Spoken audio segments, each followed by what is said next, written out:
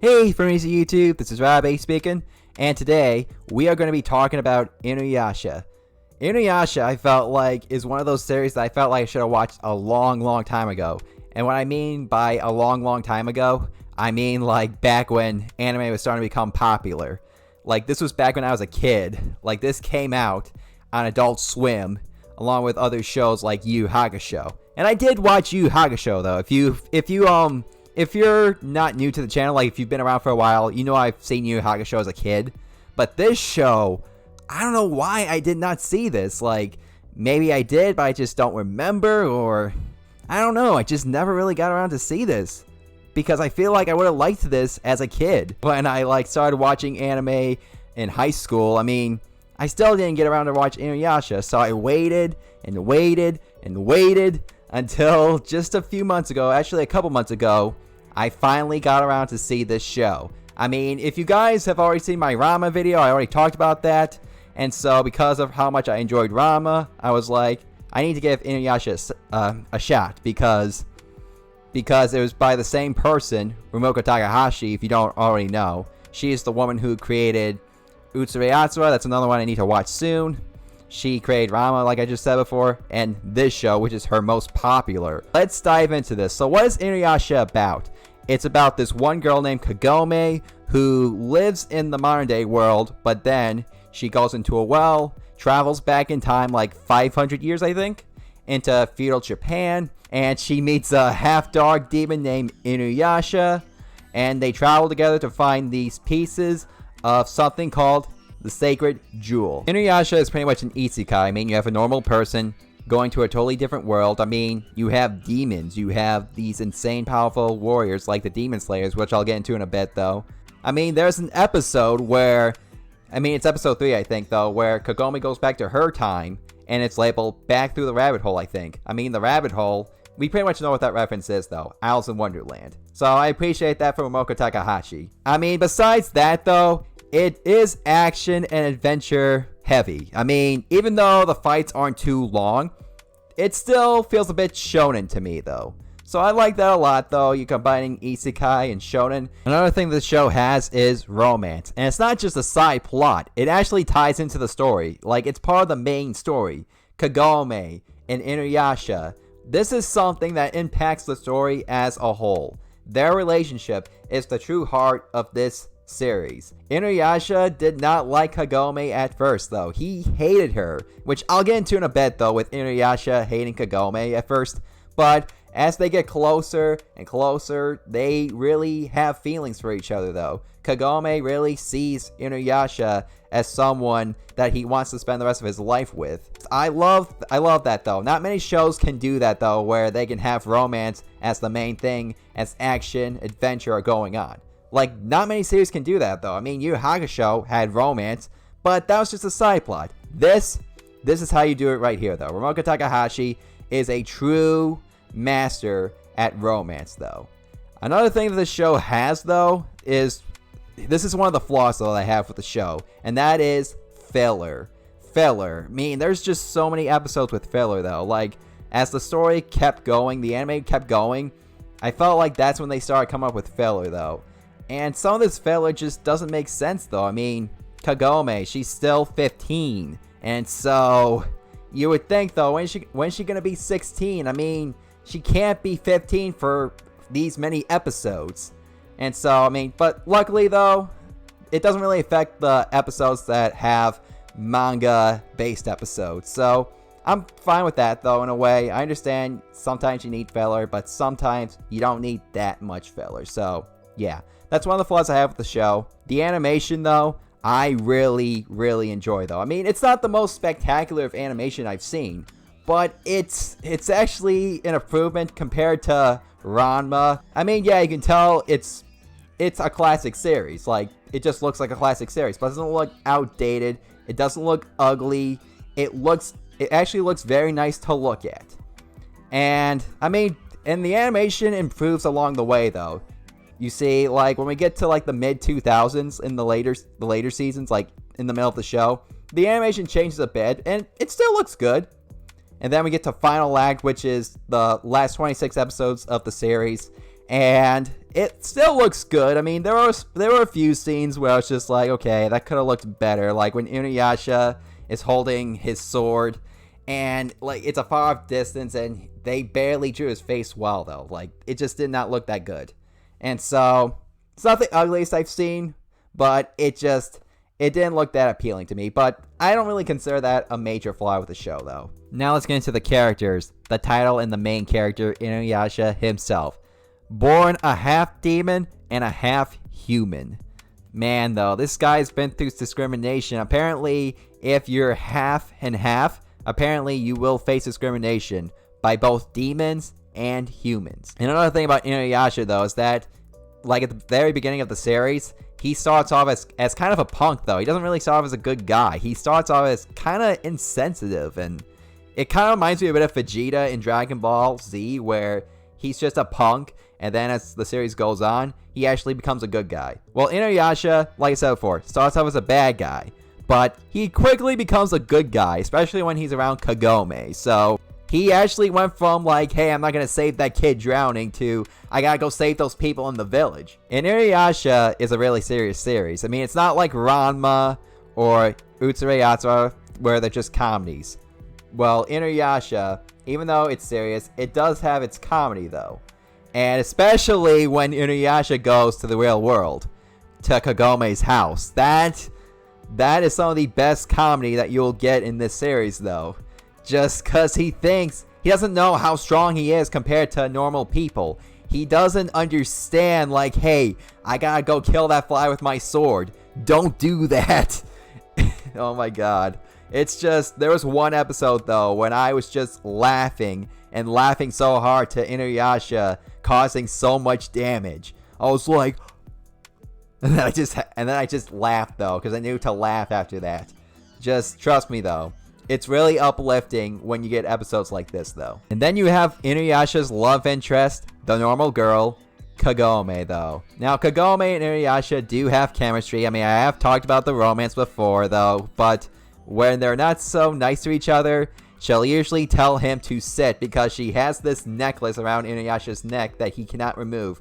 And every time she tells him to sit, he will literally sit. Well, not literally sit though, but his face will be slammed against the ground. There was like one episode though where like Kagome got so mad at Inuyasha that he told him to sit so many times that his face was just getting like slammed like 10 times in a row. Like 10 times in like 5 seconds. I was like, oh my god, that poor man. Now I know some people don't like Kagome though, that she's the biggest problem with this anime. I mean, people complain like, oh, that she's so hard on Inuyasha, that she's naggy. I've never had a problem with that at all. I think it's funny, and we have other characters in other animes that are like that though. I mean, you have Bulma from Dragon Ball who's like that. You have Name from One Piece who's like that. If you like those characters, then you should like Kagome. The story would be nothing without her. Plus, she has a bow and arrow, and she's very strong with it though. I mean, come on. I really enjoy Kagome for those many reasons. Now let's talk about some other characters, the traveling companions to Inuyasha and Kagome, like Shippo for example though, the fox demon orphan boy. Now, there's not much to talk about him though. I mean, I like Shippo though, I think he's cool, but all I can talk about with him though is that he starts out as a coward, but then later gets braver and all that, more confident in himself. Which we've seen other animes before though, like in One Piece with Chopper. I mean, Chopper's one of my favorite One Piece characters. Shippo, like I said before, cool and all, but I just wish there was more I could talk about with him though. And I'm not saying that's not a flaw with him though, I just can't though, I just can't. And then you have Miroku, the monk, the one who has this one power, but also a curse called the Wind Tunnel, where, yes, you can suck things up through a black hole in your hand, but after a while though, it will absorb you and you will die. So he's got a pretty cool, interesting, but such a painful power though. Like, I've never really seen that before though. But there's more to his character than just his power though. One of the things that Miroku has in common with other shonen characters is that he is a pervert. Kind of similar to Master Roshi or Sanji from One Piece, Miroku is no different than that though. I mean, besides the fact that he's a monk and religious, he's not afraid to grab a woman by the ass or say to them, I wish for you to bear me a son. Like, Over here you have Sango, the Demon Slayer. And I don't mean the Demon Slayer from the Demon Slayer anime. I'm talking about just a Demon Slayer from Inuyasha, though. She is from a group of Demon Slayers who were murdered, and so she's pretty much the last of her kind, and she travels with Inuyasha and their friends. She becomes one of their traveling companions, and I would get into a lot more with Sango, but I would be getting to spoilers and stuff, though, with her. I guess the only thing I can say about her, though, is her weapon. Her weapon is a boomerang, and it's made out of demon bones. It was forged from demon bones. And then we have the villain, the main antagonist of the series, Naraku. Now, Naraku is a cool villain, though. I mean, yes, he does get overused a lot, though, which does get annoying at some times, though. I would prefer if we got into some more villains, like maybe some more incarnations, minions of Naraku, instead of just Naraku himself.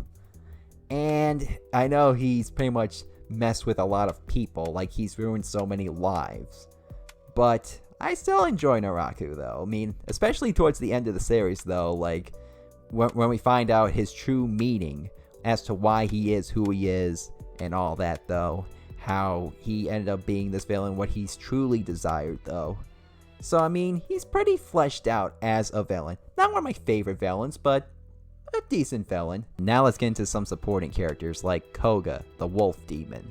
Koga is the one who is trying to get Kagome as his wife from Inuyasha, and that's what puts him and Inuyasha at butting heads into a conflict. It makes Inuyasha jealous, like really, really jealous, though. And they say to each other, I hate you, I hate you, I hate you. But they have each other's back sometimes, though, even though they don't really admit it. They'll save each other from time to time. They'll team up in order to take down a common enemy, Naraku, of course. I do enjoy this love triangle. I mean, some people don't like love triangles, but personally I do, though, because you know that Koga's not going to be with Kagome. You just know it. You know that it's not going to happen because she's not attracted to him. It's still interesting to see how Inuyasha would react to someone else falling in love with Kagome, though. Like, what would happen, though? How would Inuyasha feel?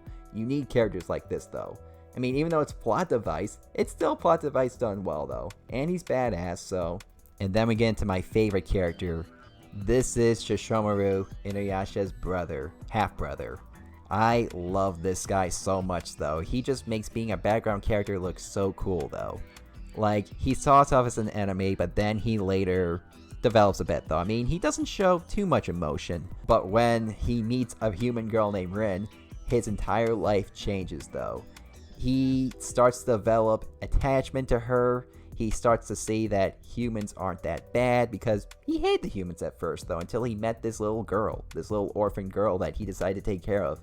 That, to me, though, even though it's not the true heart of the series, it's nice to see how side plots can be just as impactful as the main plot itself, though. He just feels like the Piccolo of the series, though. I know I've made so many comparisons to Dragon Ball, but he just reminds me of Piccolo, because Piccolo saw him as a bad guy, but then when Piccolo met Gohan and trained him and everything, he became a good guy, though. Well, Shishomaru, I don't know if I would consider Shishomaru a good guy, though. Anti-hero, though, but I don't know about a good guy, though, because he still doesn't show too much emotion. He still does things that, not terrible things, but I don't know. It's hard to explain with his character, though. He's just unpredictable and mysterious, but you can't help but love him for it, though. And that's it for the characters, though. I mean, of course, there are other characters out there that I could talk about, though, but they only appear like a couple episodes or so, though. Or they're just characters that I could go heavily deep into spoilers, so we're gonna leave that alone. Now, I know I missed out on talking about Kikyo.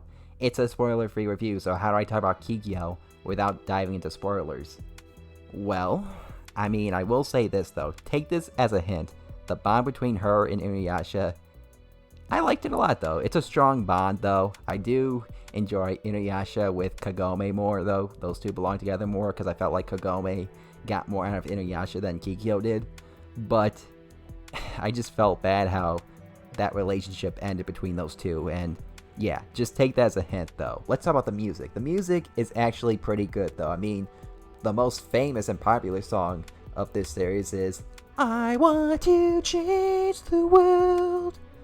Yeah, I'm not gonna go deep into my singing, guys, but that's pretty much the song, though. We all know that song. If you've seen Inuyasha, though, that's the #1 song of that series, and maybe one of the most popular songs of the classic animes. I don't know.